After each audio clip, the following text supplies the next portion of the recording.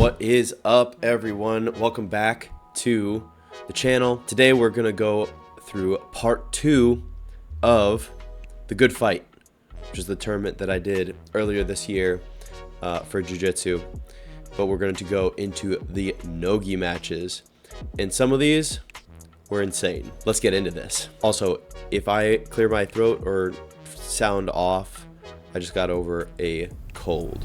Okay, so here we have our first match. I am relatively fresh. This was after all my gi matches, but the gi matches weren't too intense, and so I'm in a position now where I have a pretty decent amount of energy. But for no gi, we got younger guys, we got more explosive guys, and as you can see, we are going at it. And so we are just tying up. His coach is talking to him, making sure that he knows that he needs to not let me grab his head, which he was doing a good job. He keeps tapping my leg. I probably should have responded better than I did, but at least I reacted to the shot. Just continuing to fight hands, trying to get to a position where we can have some dominant grips, make something happen. And I think here I go for an arm drag, and I try and throw him, but I completely give up my back in this position, which is horrible. His coach is saying hooks in, trying to get him to take my back and solidify this position. I get really tight in this position here because I can feel there's too much space that he's leaving for me to weasel my way out. So I'm just being really patient. I know that he doesn't have it. His weight is way too far forward, and he's not dragging me on top of him like he should be so that he can solidify where he's at. But I get my head on top like you see. I get my arm out. I start pressuring into him using my arm and my shoulder, and we come to the half guard position right here. So little scary. Definitely could have done better. I tried to do a huge hip throw and completely failed, and that was the consequence. But here we end up in an okay position. So I'm in half guard on him. He bridges into me, and I should be able to stay on top, but I don't. But we just come to a guard position. I throw my foot over looking for an arm bar, but he rolls through, and I have to, right here, oh, I gotta pause that. We gotta go back a little bit. Right here, as I fail this arm bar, he rolls over me, and he comes up, and I can feel that he's coming back into me, so I absolutely launch forward, grab his legs, and spin around with him so that I can take him down with a double leg, and then I come to this mount position. He resets us. I roll off so gracefully, and we reset in the middle of the mat once again. I adjust my knee sleeve, and now from here, we are in control mode. So I'm holding his head, trying to keep my knees and my legs tight to his body and underneath his arms so that I can continue to work his arms up and away from his body in an effort to isolate them. And so we are just chilling in this position. I'm just focused on control. You'll notice that I'm staying very low. I'm not sitting up as if I were to hit him or anything. No hitting in Jiu Jitsu. But I'm keeping my legs in a position where if ever he bridges me, I can hook the back of his hamstring and continue to pursue my mount attacks.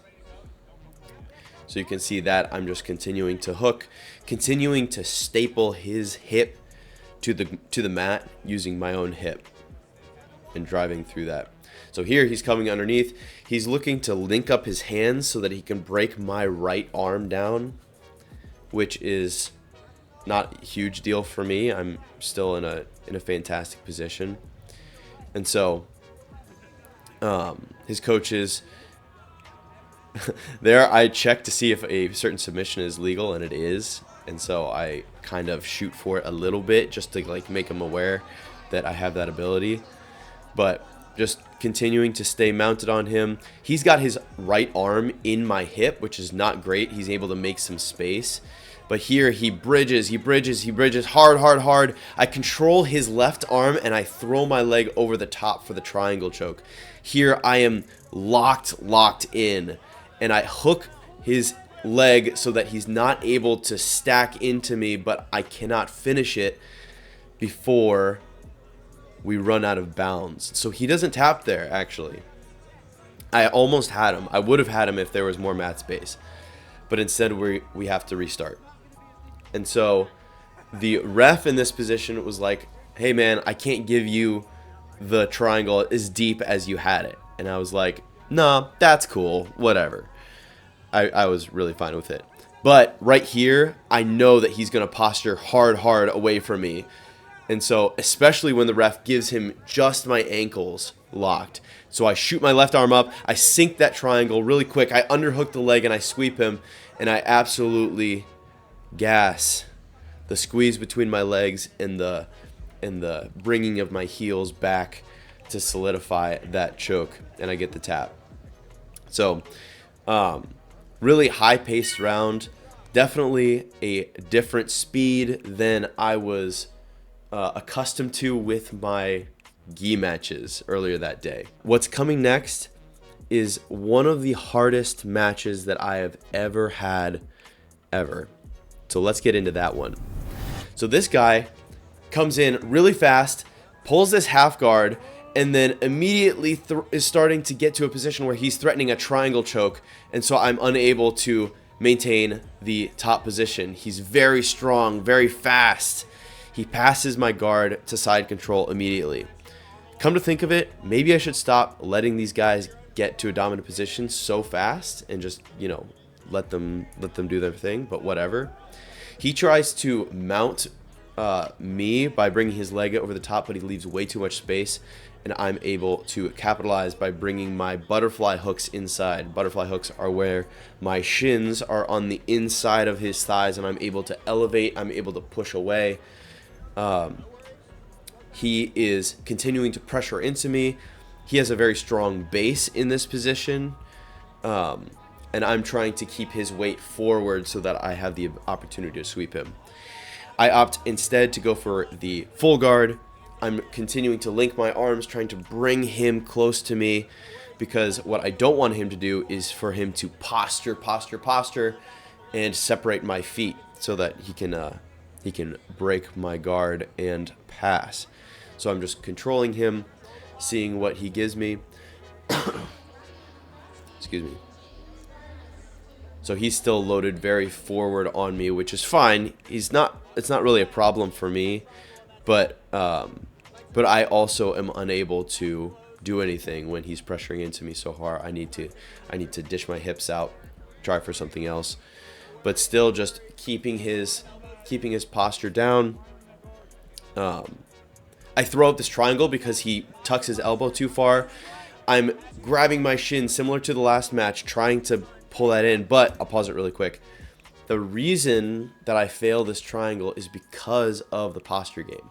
Or the triangle setup position is where I have one arm in within my legs with his head and one arm outside. It's fundamentally just another guard position where I have my legs in between me and my opponent. And the battle is all about posture.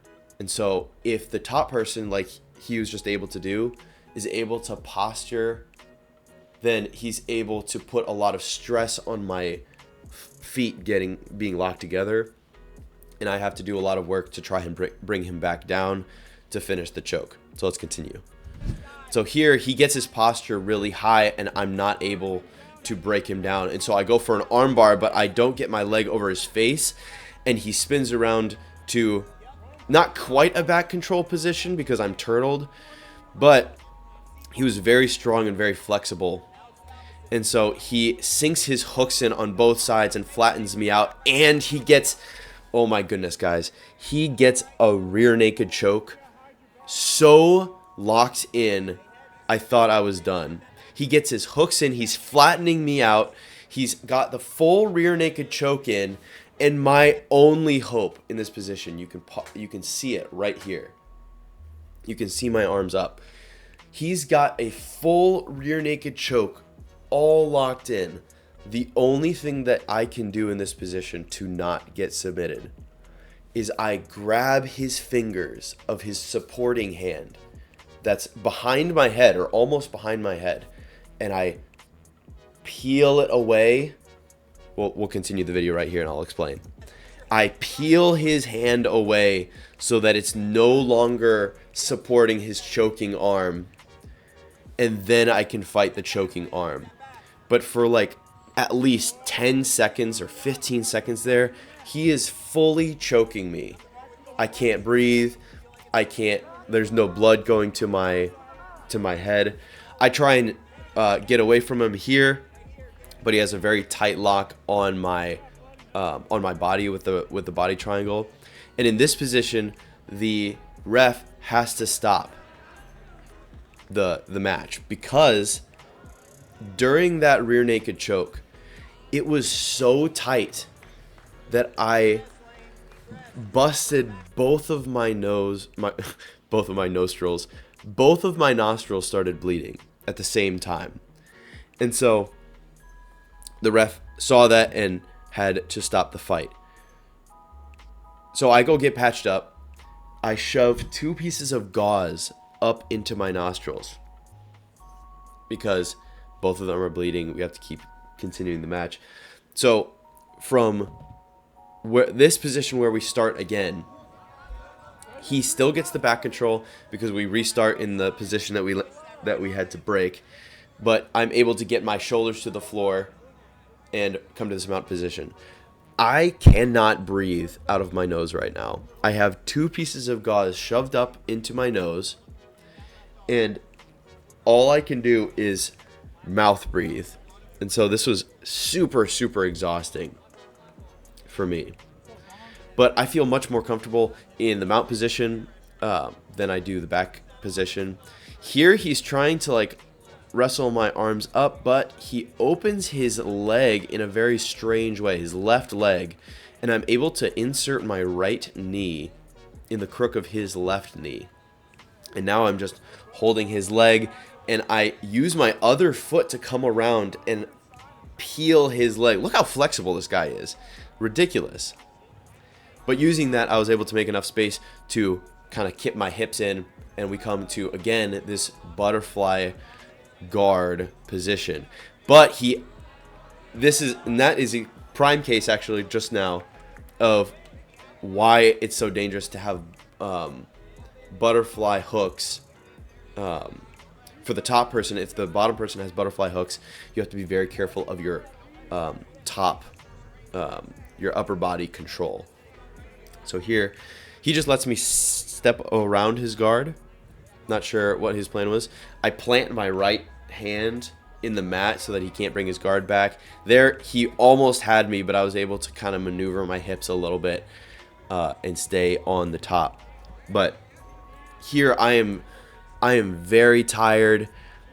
This is the nurse that comes in. She has to like wipe the blood off.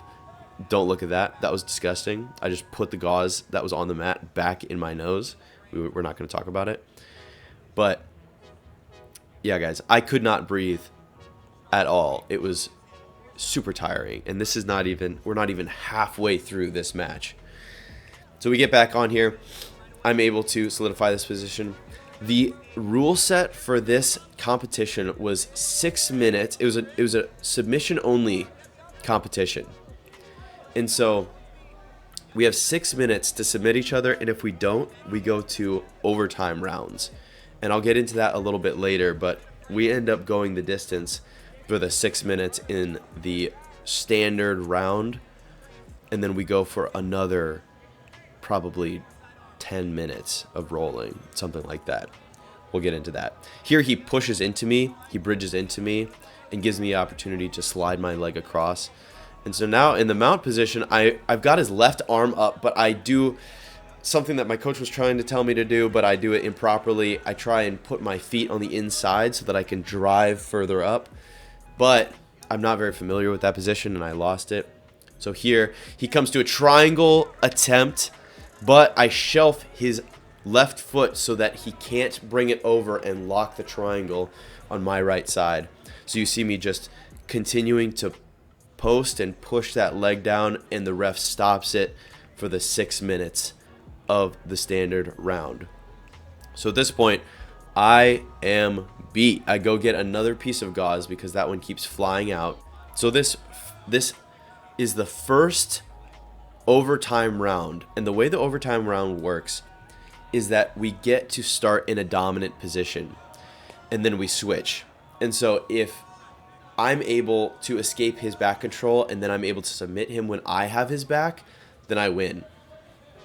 And so he starts in this back control position, and we are now in overtime. If I escape into this mount position like I just did, that round ends. He can only submit me while he's maintaining that back control. And so I'm able to escape, and we move on to where I now get the back control. And so if I'm able to submit him here, that means that I win the entire match. He's got this. Isaiah knows that I am locked in. So I'm trying to control him. With no-gi, there's no grips to start working like different bow and arrow chokes, stuff like that. Instead, I'm trying to weasel my thumb underneath his chin so that I can come to a rear naked choke position. But he's doing a great job of fighting my hands. Right now, we are on, I can't tell, but maybe the weak side. Yeah, so we're on the weak side. I'm trying to control his left hand, but he's very strong. Trying to fish that hand underneath, but I'm not able to. Trying to push his left arm down at the same time, but having a very difficult time dealing with how strong he is. He sits up. I catch two like underhook type of positions. I bring him back down to the mat. Here he is able to, I think, shed my arm. No, he gets his hip out. So he gets his hip out on the left side here, and then he just starts rotating, and I'm unable to maintain the back control. And so at this point, we are still tied. We didn't submit each other in the 6-minute round. We went through 2 back controls, either or both of us, and now we go to arm bars. So we do the same type of thing where we start in an arm bar position, and if he submits me with the arm bar, then he wins, and then I get to attempt mine, and then vice versa. So we start, I'm linking my hands with a gable grip, a thumbless grip. He's pulling, but he's not putting weight down on my head, which means that I'm able to come up and posture. Even though he throws up that triangle attempt, it doesn't matter. Because I escaped the armbar position, I was able to escape, that round, or that submission attempt. So now I'm setting up for my armbar attempt in the same configuration that he was awarded. So here I do a horrible job of keeping his posture down, and he just rolls up on me. He gets into a position here where he can posture really heavy, and I have no joint or grip to keep his arm isolated completely on me. I should have done a lot better in that position. So we're done with back control. Both of us got out. Now we're onto arm bars, and we both got out. And now we're on to triangle chokes. And so he gets to lock up this triangle choke, and then I have to posture up like I'm supposed to, and I get to put my hands on the mat. The problem is that because he locked up before I postured, the lock that he has with his long legs is very tight. Already I'm feeling it. It's very tight. He's pushing my head. I'm trying to drive into him with my shoulder to open up the space so that I can still have blood flow, but he hooks my leg. He's driving, he's pulling my head, and I just don't have enough fight. He gets a little excited. but that's rightfully so. He's a little bit of a strange character, to be fair, but it was a really hard match, so I don't blame him. I should note really quick before this last portion starts that after he got that triangle choke on me, I thought that I laid on the mat for 25 seconds. If someone came over to me and was like, James, you have to get up right now, I couldn't have done it. But looking back at the footage, you see that I just kind of like laid down after the triangle choke for a second. And that was not how it felt at all. I was literally like about to pass out before I tapped, and I laid there for a second for all the blood to rush back to my head, and then I'm back in it. But at this point, I'm setting up for this triangle choke, and I can't even understand almost what the heck she's telling me because I am so out of it. It was crazy. I've never gotten that close to going out. So here, I'm locking up my triangle choke. I'm putting my hands to the sides because I'm not supposed to grab them or whatever. I have to snatch up my shin really quick. And here I'm fighting for that shin to get to collapse his arm and his shoulder. Here he does a really... right there I get the tap. So we're still tied. But he does... something that is less advisable. He put his arm across and he started pressuring into me.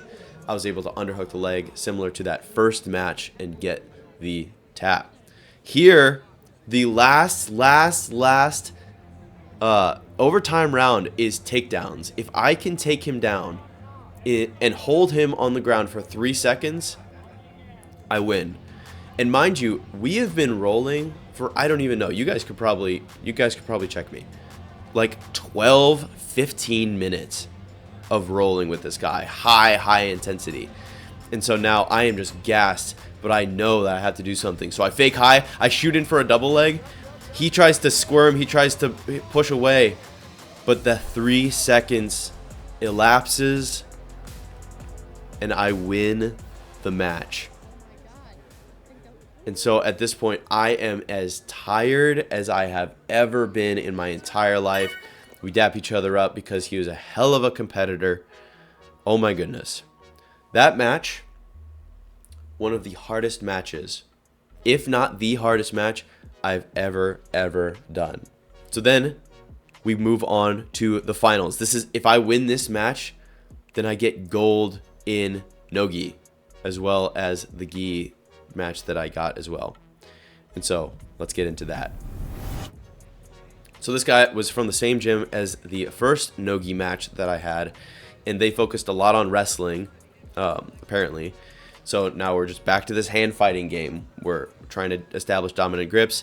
I'm trying to throw him. He literally picks me up. He was ridiculously strong. We both try the same takedown, and we do this little do-si-do, and I hit him with a beautiful lat drop. And I come to the side control position. Now I had like 20 minutes-ish, 25 minutes between my second match and this match. And so I had time to kind of recuperate my energy. But, you know, I definitely would have had trouble if this match went for as long as, you know, the other one. He allows me to mount him by not protecting that inside space between our hips. And here I'm able to solidify an arm triangle attempt. I need to get his shoulder compressed into his neck, but because his arm is so high, it's a little bit difficult. His coach is rightfully coaching him to bridge, and he's able to get his arm back to his hip. But I'm just continuing to try and pressure forward, trying to get that arm elevated. Again, grabbing his head, keeping my hips high and my knees pinched. But here he's able to just grab my lower body and roll, which is not something that I anticipated. But here I come to just a standard guard position. Here I am able to pass his left arm across my body, which is very advantageous for me. He continues to pressure in. He should not be pressuring in right now because, like we, saw before, that butterfly hook is able to extend him, to push him, to move him. So his lower body is very, very light, and I'm able to just gently dump him over and come to the mount position. We reset, as is the normal arrangement, and we start. So what he's trying to do, that is going to be his imminent downfall, is that with his right arm, he's trying to shoot his hand underneath my thigh in order to try and pry me up. But the problem is that when he puts his arm low like that, he gives me a perfect opportunity to throw up a triangle choke and roll to it. Here, I do the same exact sweep that I've been doing all day. I go for an armbar, and the ref almost touches me, so I let it go. But I look down on it. He says, no, I didn't tap. And I still have the triangle in the mounted position, which is a brutal submission. And I get the tap there. Crazy match. Another very high intensity match, but that last submission is one where I get to put him down.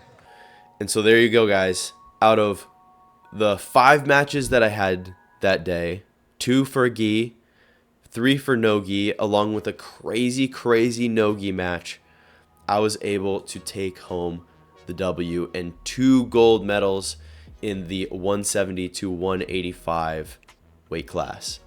So insane time. I had a lot of fun, and obviously it was very rewarding to take home that W after so much blood and sweat. No tears, but definitely blood and sweat. Shortly after, I got promoted to blue belt, and now I am continuing to work on my game and my jiu-jitsu journey. Next time I have a competition, hopefully later this year, I'll put it up and we can see where I'm at with blue belt. So that's all I have. Appreciate you guys watching, and I'll catch you in the next one.